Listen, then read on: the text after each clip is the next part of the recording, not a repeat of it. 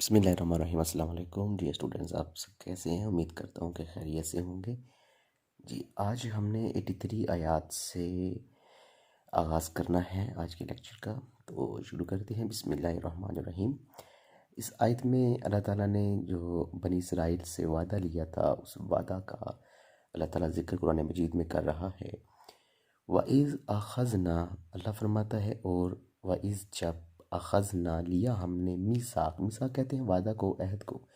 और जब हमने मीसाक लिया बनी इसराइल से, यानी इसराइल यानी यकूब अलैहिस्सलाम के बेटों से जब हमने अहद लिया, ला ताबुदूना, कि तुम इबादत ना करना, इल्लल्लाह, मगर अल्लाह की, वबिल वालिदैन, और वालिदैन के साथ एहसान करना, एहसानन, नेकी करना, एहसान करना, वज़िल कुर्बा, और जो करीबी रिश्तेदार हैं, वल यतामा, और यतीम, वल मसाकीन, और मिस्कीन, इन सब के साथ भलाई करना, वक़ूलू, और कहना, लिन्नास, लोगों से, हुस्ना, अच्छी बात, और लोगों से अच्छी बातें कहना, व अकीमुस्सलाह, और नमाज कायम करना, व आतु ज़का, और ज़कात अदा करना। ये सारी चीज़ें अल्लाह ताला फरमा रहा है कि हमने आप तुम लोगों से वादा लिया था, याद करो। सुम्मा, फिर तवल्लई तुम, फिर गए तुम, इल्ला कलीला, मगर थोड़े, मिनकुम, तुम में से, मगर तुम में से चंद एक के सिवा सब के सब फिर गए।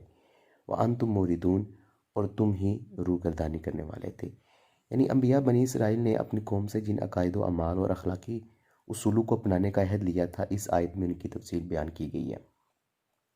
यानी बनी इसराइल को सबसे पहले हुक्म दिया गया कि वो सिर्फ़ और सिर्फ अल्लाह की इबादत करें, उसके साथ किसी को शरीक ना ठहराएं। ना सिर्फ बनो इसराइल बल्कि तमाम मखलूक को यही हुक्म हुआ कि बंदों पर सबसे बड़ा हक़ अल्लाह ताला का है। इसके बाद अल्लाह ताला के हक़ के बाद आता है दूसरा हक़, हुकूकुल इबाद। हुकूकुल इबाद के मुतल्लिक फरमाया जा रहा है कि बंदों के हुकूक में सबसे पहले वालिदैन का मकाम व मर्तबा बुलंद है, इसलिए सबसे पहले वालिदैन का बयान किया गया, उनका हक़। इसके बाद रिश्तेदार करीबी होते हैं, तो कराबत की वजह से उनका ज़िक्र आया है। और आखिर में मुआशरा के जो मोहताज, मुफलिस, नदार लोग होते हैं, मसलन यतीम और मस्कीन, उनके हुकूक की अदायगी की भी तलकीन की गई है। इसके बाद अखलाकी तरबियत और इस्लाह पर जोर दिया गया, लोगों से अच्छी बात की तलकीन की गई है कि लोगों के साथ जब बोलो, अच्छे तरीके से बोलो, हंदा पेशानी के साथ बोलो, खुश अखलाकी के साथ बोलो, लोगों को दीन की दावत दो, नेकी की तरफ उनको माइल करो, सबसे अच्छी बात है। और ये तबलीग दीन की सबसे अहम उसूल भी है। बनी इसराइल को नमाज और रोज़ा की तलकीन की गई है। नमाज हुकूकुल्लाह में से है और ज़कात का ताल्लुक़ हुकूकुल इबाद से है, इसलिए इन दोनों का ख़ास तौर पर इसमें ज़िक्र किया गया है। और आखिर में, इस आयत के सबसे आखिर में, बनी इसराइल की जो मजहबी कजरवी थी, उनकी जो फितरत खबीसा है, उसका ज़िक्र किया गया है। अल्लाह ताला फरमाता है, चाहिए तो ये था कि तुम इन अहकामात पर सख्ती से अमल करते, लेकिन तुम में से अक्सर ने, चंद ने नहीं, अक्सर ने इन अहकामात से बेइतनाई बरती। और तुम्हारी जो सबका रवश है, उससे पता चलता है कि तुम रूगर्दानी करने वाले ही थे, क्योंकि अम्बिया और रसूलों का जुटलाना और अल्लाह के दीन के ख़िलाफ़ अमल करना तुम्हारी फितरत सानिया है। तो ये आयत, इसमें अल्लाह ताला ने जो वादा लिया था बनी इसराइल से, उसके बारे में ज़िक्र किया गया है।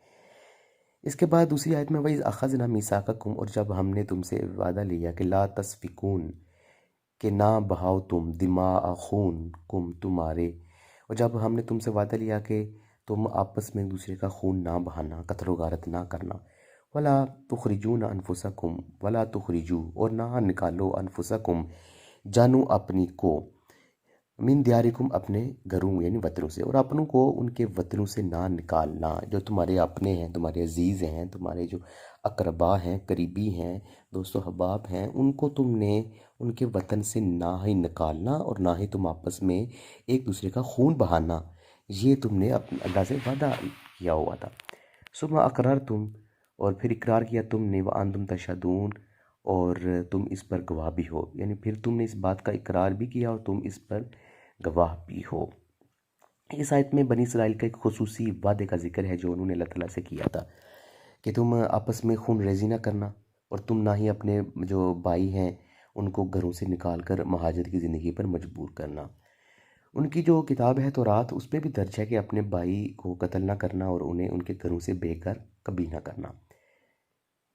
अगर बनी इसराइल का कोई फ़र्द, ये भी इसमें दर्ज है, अगर कोई बनी इसराइल का کوئی فرد جو ہے وہ گرفتار ہو جائے تو اسے خرید کر آزاد کیا کرو، اور اگر وہ قیدی ہو کر تمہارے پاس آئیں تو فدیہ دے کر انہیں چھڑا لیا کرو۔